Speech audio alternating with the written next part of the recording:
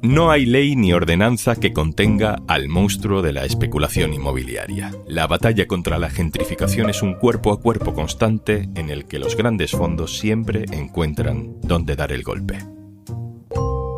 Soy Juan Luis Sánchez. Hoy en Un Tema al Día, el último vecino, especulación y soluciones creativas. Una cosa antes de empezar. ¿Tienes una empresa entre 50 y menos de 250 empleados? El programa Kit Digital acaba de lanzar una convocatoria con bonos digitales de hasta 29.000 euros. Te cuento más al final del episodio.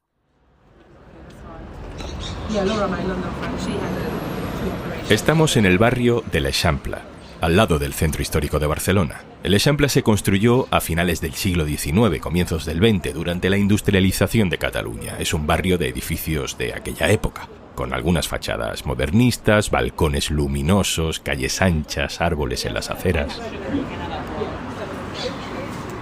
En el Eixample no vive la población más humilde de Barcelona, no. Es un barrio bien de profesionales que seguramente se definen como clase media. Por eso es un buen ejemplo de lo que está ocurriendo en muchas ciudades. Porque tener cierto poder adquisitivo tampoco te salva ya de ser vulnerable a la especulación.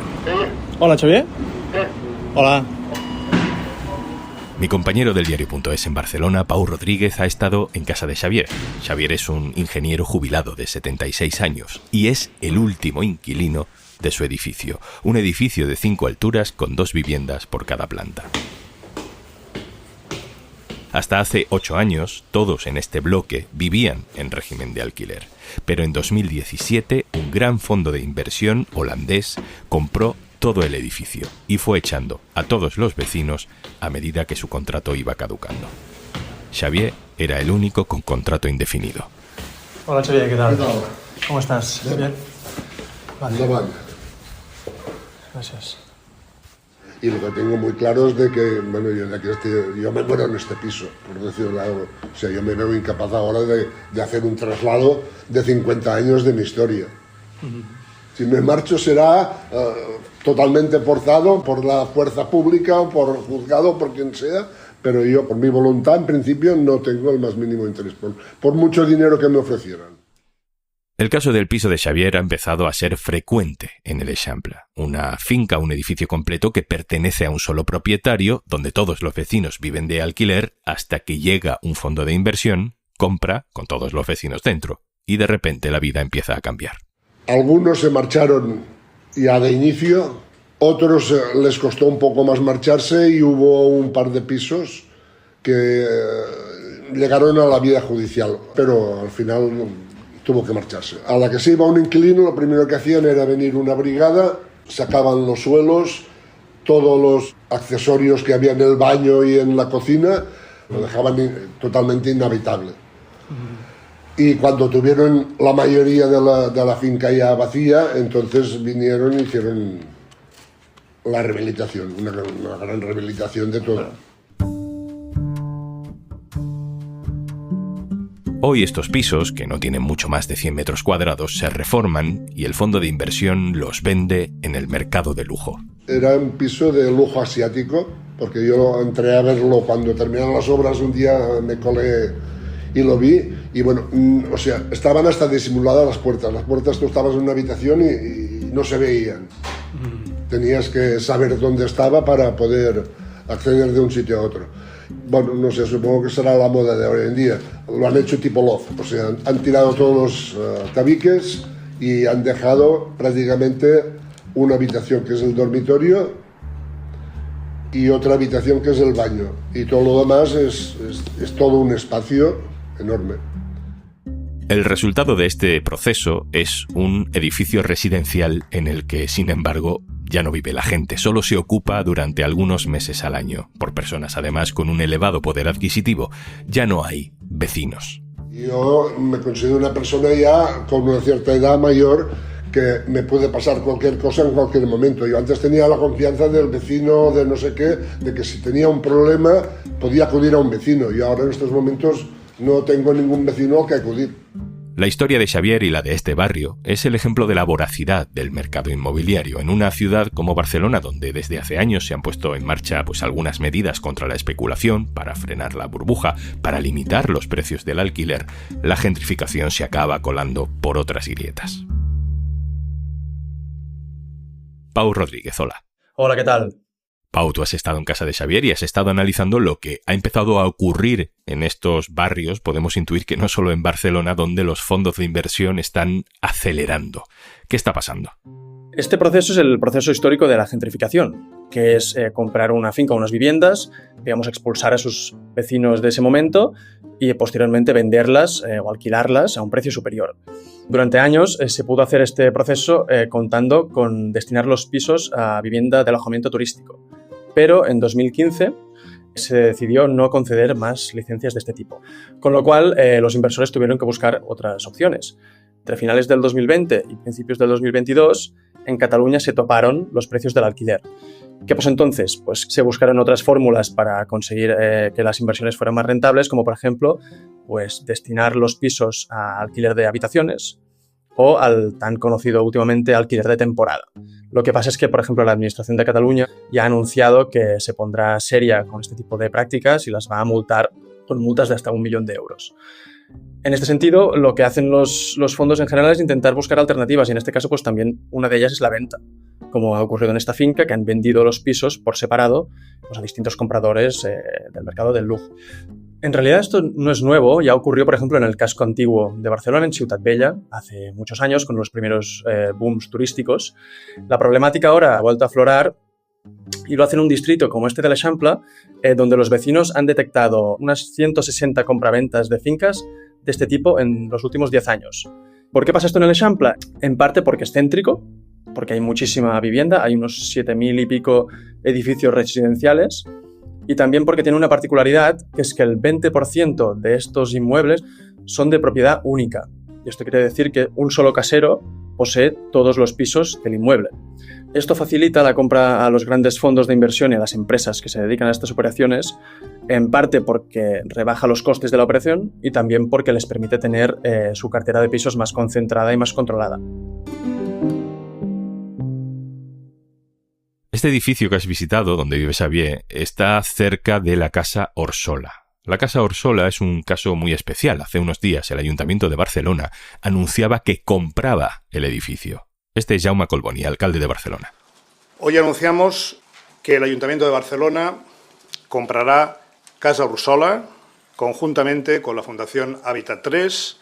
Por lo tanto, ningún inquilino tendrá que marcharse de Casa Orsola. Pau, ¿qué es Casa Orsola y por qué el Ayuntamiento la compra? Casa Orsola es una finca modernista de l'Eixample que tiene 27 viviendas. En 2021 la compró Lions Investments, que es un fondo de Barcelona y que tenía intención de no renovar los contratos de alquiler y, como hemos dicho ya anteriormente, pues vaciar la finca y o vender los pisos más caros o, en este caso, destinarlos al alquiler de temporada. ¿Qué pasó, sin embargo? Pues que algunos vecinos se organizaron a través del sindicato de inquilinas y decidieron que no se iban a ir tan fácilmente del inmueble, sino que pidieron una negociación colectiva con el propietario. Con el paso de los años, en la finca hubo 16 pisos que sí que se vaciaron y se destinaron a este tipo de alquiler, pero 5 de ellos permanecieron ocupados por viejos inquilinos con procesos judiciales abiertos de desahucio que, digamos, demandaban una negociación para poder permanecer en sus viviendas.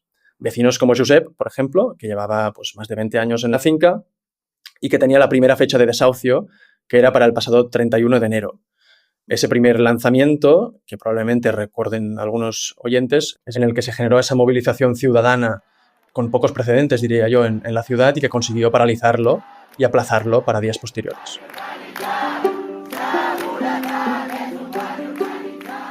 Ha habido cierta presión social, 2 semanas de movilizaciones para que el ayuntamiento hiciera algo y el ayuntamiento ha anunciado la compra del edificio. Pau, ¿esto cómo funciona? ¿Cómo es el sistema de compra? Es un sistema de compra bastante inédito. En Barcelona, de hecho, el ayuntamiento dijo que era una fórmula que hasta ahora no se había llevado a cabo y la calificaron de colaborativa. ¿Qué significa esto? Pues que el ayuntamiento y una fundación gestora de vivienda social, que se llama Habitat 3, compraron los pisos al 50% cada una por un valor alrededor de 9,2 millones de euros, aunque la gestión será en su integridad para la entidad social Hábitat 3. Las compras de la administración no suelen ser así, en general, sino que se suele recurrir al derecho de tanteo y retracto, que se llama. Que esto se pudo hacer, de hecho, con la Casa Orsola en 2021, que es cuando la compró la Iones Investments, pero el consistorio en ese momento consideró que no era oportuno. Si lo hubiese hecho, el coste hubiese sido inferior, de 6,5 millones de euros, que es lo que le costó al comprador, a la Iones, la finca en ese momento. Esa fórmula del derecho de tanteo y retracto se usa a veces por parte de las administraciones y en el caso de Barcelona se han comprado unas 21 fincas así en la última década. ¿Y qué va a pasar ahora con estas viviendas? ¿Quién las va a gestionar? ¿Cómo?